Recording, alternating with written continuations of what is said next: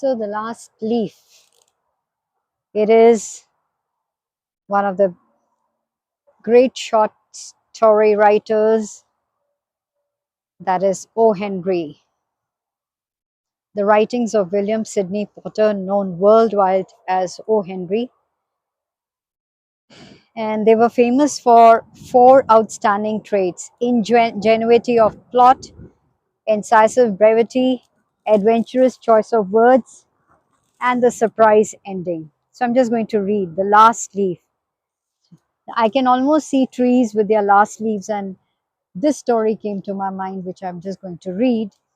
In a little district west of Washington Square, the streets have run crazy and broken themselves into small strips called places. These places make strange angles and curves. One street crosses itself a time or two. An artist once discovered a valuable possibility in this street. Suppose a collector with a bill for paints, paper, and canvas should, in traversing this route, suddenly meet himself coming back without a cent, having been paid on account. So, to quaint old Greenwich Village, the art people soon came prowling, hunting for north windows and 18th century gables and Dutch attics and low rents. Then they imported some Pitwer mugs and a chafing dish or two from Sixth Avenue and became a colony. At the top of a squatty three-story brick zoo and Johnsy had their studio. Johnsy was familiar for Joanna. One was from Maine and other from California. They had met at the table d'hote of an English street, Delmonico's, and found their tastes in art, chicory salad, and Bishop's leaves so congenial that the joint studio resulted. That was in May. In November, a cold, unseen stranger, whom the doctors called pneumonia, stalked about the colony, touching one here and there with his icy fingers. Over on the east side, this ravager strode boldly, smiting his victims by scores, but his feet trod slowly through the maze of the narrow and moss grown places. Mr. Pneumonia was not what you call a chivalric old gentleman. A mite of a little woman with blood thinned by California zephyrs was hardly fair game for the red fisted, short breathed old duffer. But Johnsy he smote, and she lay scarcely moving on her painted iron bedstead, looking through the small Dutch window pane at the blank side of the next brick house. One morning, the busy doctor invited Sue into the hallway with a shaggy gray eyebrow. She has one chance in, let's us say, 10, he said, as he shook down the mercury in his clinical thermometer. And that chance is for her to want to live. This way people have of lining up on the side of the undertaker makes the entire pharmacopoeia look silly. Your little lady has made up her mind that she's not going to get well. Has she anything on her mind? She wanted to paint the Bay of Naples someday, said Sue. Paint? Bosh. Has she anything on her mind worth thinking about twice? A man, for instance. A man? Said Sue, with a Jew's harp twang in her voice. Is a man worth? But no, doctor, there's nothing of the kind. Well, it is a weakness then, said the doctor. I will do all that science, so far as it may filter through my efforts, can accomplish. But whenever my patient begins to count the carriages in her funeral procession, I subtract 50% from the curative powder of medicines. If you will get her to ask one question about the new winter styles in cloak sleeves, I will promise you a 1 in 5 chance for her instead of 1 in 10. After the doctor had gone, Sue went into the workroom and cried a Japanese nap cried a Japanese napkin to a pulp. Then she swaggered into Johnsy's room with her drawing board, whistling Ragtime. Johnny lay scarcely making a ripple under the bedclothes with her face forward towards the window. Sue stopped whistling, thinking she was asleep. She arranged her board and began a pen and ink drawing to illustrate a magazine story. Young artists must pave their way to art by drawing pictures for magazine stories that young authors write to pave their way to literature. As Sue was sketching a pair of elegant horse-show riding trousers and monocle on the figure of the hero, and Idaho cowboy, she heard a low sound several times repeated. She went quickly to the bedside. Johnson's eyes were open wide. She was looking out the window and counting backward. 12, she said, and a little later 11, and then 10, and 9, and then 8, and 7, almost together. She looked solicitously out of the window. What was there to count? There was only a bare, dreary yard to be seen, and the blank side of the brick house for 20 feet away. An old ivy vine, gnarled and decayed at the roof, climbed half way up to the brick wall. The cold breath of autumn had stricken its leaves from the vine until its skeleton branches clung almost bare to the crumbling bricks. What is it, dear? Asked Sue. 6, said Johnsy, almost a whisper. They are falling faster now. 3 days ago there were almost 100. It made my head ache to count them, but now it's easy. There goes another one. There are only 5 left now. 5? What, dear? Tell yours. Siri. Leaves on the ivy vine. When the last one falls, I must go too. I've known that for 3 days. Did the doctor tell you? Oh, I never heard of such nonsense, complained Sue with magnificent scorn. What have old ivy roots I leaves to do with your getting well? And you used to love that wine too, you naughty girl. Don't be a goosey. Why, the doctor told me this morning that your chances for getting well real soon were, let's see exactly what he said. Yeah, he said the chances were 10 to 1. That's why. That's almost as good a chance as we have in New York when we ride on the streetcars or walk past a new building. Try to take some broth now and let Suri go back to her drawing so she can sell the editor man with it and buy port wine for her sick child and pork chops for her greedy self. You needn't get any more wine, said Johnsy, keeping her eyes fixed on the window. There goes another one. No, I don't want any broth. That leaves just 4. I want to see the last one fall before it gets dark, then I'll go too. Johnsy, dear, said Sue, bending over her, will you promise to keep your eyes closed and not look out the window until I am done working? I must hand those drawings in by tomorrow. I need the light, or I would draw the shade down. Couldn't you draw in the other room? Asked Johnsy coldly. I'd rather be here by you, said Sue.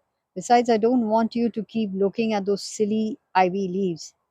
Tell me as soon as you have finished, said Johnsy, closing her eyes and lying white and still as a fallen statue. Because I want to see the last one fall. I'm tired of waiting. I'm tired of thinking. I want to turn loose my hold on everything and go sailing down, down, just like one of those poor, tired leaves. Try to sleep, said Sue. I must call Berman up to be my model for the old hermit miner. I'll not be gone a minute. Don't try to move till I come back. Old Berman was a painter who lived on the ground floor beneath them. He was past 60 and had a Michelangelo's moss beard curling down from the head of a satyr along the body of an imp. Perham was a failure in art. 40 years he had uh, wielded the brush without getting near enough to touch the hem of his mistress' robe. He had been always about to paint a masterpiece but had never yet begun it. For several years he had painted nothing except now and then a daub in the line of commerce or advertising. He earned a little by serving as a model to those young artists in the colony who could not pay the price of a professional. He drank gin to excess and still talked of his coming masterpiece. For the rest, he was a fierce old man who scoffed terribly at softness in anyone and who regarded himself as special mastiff in waiting to protect the two young artists in the studio above. Sue found Berman smelling strongly of juniper berries in his dimly lighted den below. In one corner was a blank canvas on an easel that had been waiting there for 25 years to receive the first lines of the masterpiece. She told him of Johnson's fancy and how she feared she would indeed, light and fragile as a leaf herself, float away when her slight hold upon the world grew weaker. Old Berman, with his red eyes plainly streaming, shouted his contempt and derision for such idiotic imaginings. "Vast!" he cried. "Is there people in the world, my dear foolishness, to die because leaves they drop off from a confound vine? I have not heard of such a thing. No, I will not pose as a model for your fool hermit dunderhead. We do not allow dot silly pussiness to come in her brain of hers. It's written in the language, I mean, I can hardly read. So she's very ill and weak, said Sue, and the fever has left her mind morbid and full of strange fancies. Very well, Mr. Berman. If you do not care to pose for me, you needn't, but I think you are a horrid old fibberting gibbet. You are just like a woman, yelled Berman. Who said I will not pose? Go out, go on, I come with you. But half an hour I have been trying to stay, dot I'm ready to pose.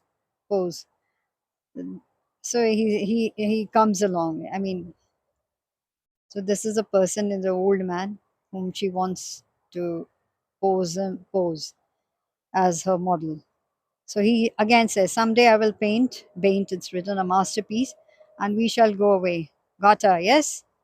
Johnson was sleeping when they went upstairs. She pulled the shade down to the window sill and motioned Berman into the other room. In there, they peered out of the window, fearful at the ivy vine. Then they looked at each other for a moment without speaking. A persistent cold rain was falling, mingled with snow. Berman, in his old blue shirt, took his seat as a hermit miner on an upturned kettle for a rock. When Sue awoke from an hour's sleep the next morning, she found Johnson's with dull, wide open eyes staring at the drawn green sheet. Pull it up, I want to see, she ordered in a whisper. Wearily, Sue obeyed. But lo, after the beating rain, the fierce gust of wind that had endured through the livelong night, there yet stood out against the brick wall one ivy leaf.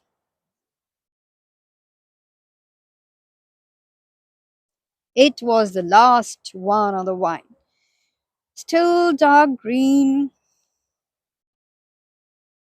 near its stem. I've read this so many times, and anyways, but with its serrated edges tinted with the yellow of dissolution and decay, it hung bravely from a branch some 20 feet above the ground. It is the last one, said Johnsy. I thought it would surely fall down during the night. I heard the wind. It will fall today, and I shall die at the same time. Dear, dear, said Sue, leaning her worn face down to the pillow. Think of me if you won't think of yourself. What would I do? But Johnsy did not answer. The lonesomest thing in all the world is a soul when it is making ready to go on its mysterious far journey. The fancy seemed to possess her more strongly as one by one the ties that bound her to friendship and to earth were loosened. The day wore away, and even through the twilight they could see the lone ivy leaf clinging to its stem against the wall. And then, with the coming of the night, the north wind was again loosed, while the rain still beat against the windows and pattered down from the low Dutch eaves. When it was light enough, John C. the merciless commanded that the shade be raised. The ivy leaf was still there. Johnsy lay for a long time looking at it, and then she called to Sue, who was stirring her chicken broth over the gas stove. I've been a bad girl, Suri, said Johnsy. Something has made that last leaf stay there to show me how wicked I was. It is a sin to want to die. You may bring me a little broth now, and some milk with a little pot in it. And no, bring me a hand mirror first, and then pack some pillows about me, and I will sit up and watch you cook. An hour later, she said, Since someday I hope to paint the Bay of Naples. Sorry, someday I hope to paint the Bay of. Now she's recovering just because the leaf is still there.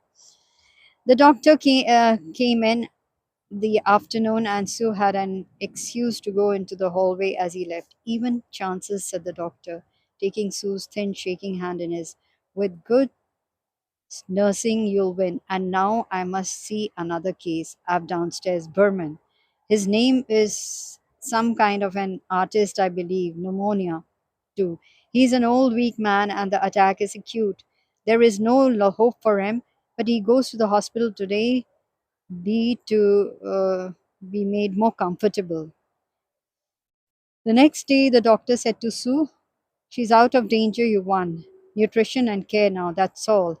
And that afternoon, Sue came to the bed where Johnsy lay, contentedly knitting a very blue and very useless woolen shoulder scarf, and put one arm around her, pillows and all. I have something to tell you, White Mouth, she said. Mr. Berman died of pneumonia today in the hospital. He was ill only 2 days. The janitor found him in the morning of the first day in his room downstairs, helpless with pain. His shoes and clothing were wet through the icy cold. They couldn't imagine where he had been on such a dreadful night. And then they found a lantern still lighted, and a ladder that had been dragged from its place, and some uh, scattered brushes, and a pellet with green and yellow colors mixed on it. And look out the window, dear, at the last ivy leaf on the wall.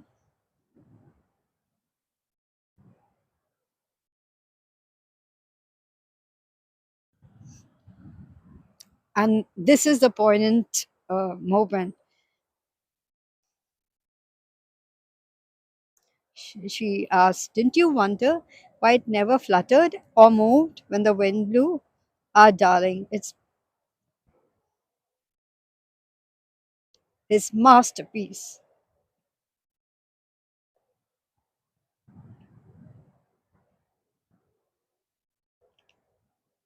He painted it there the night that the last leaf fell.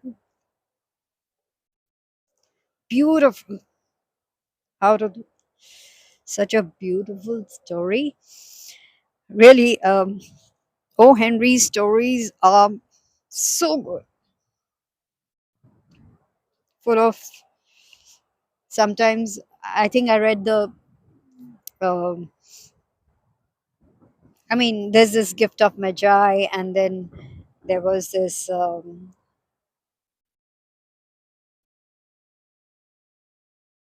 the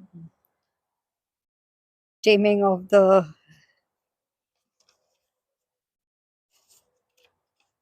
What was that?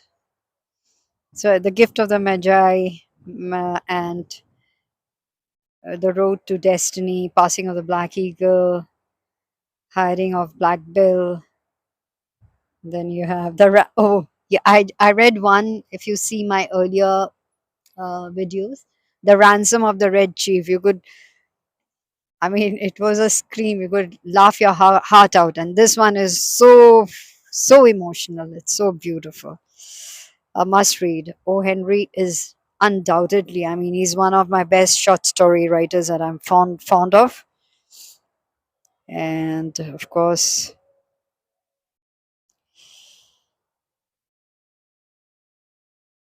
that's it.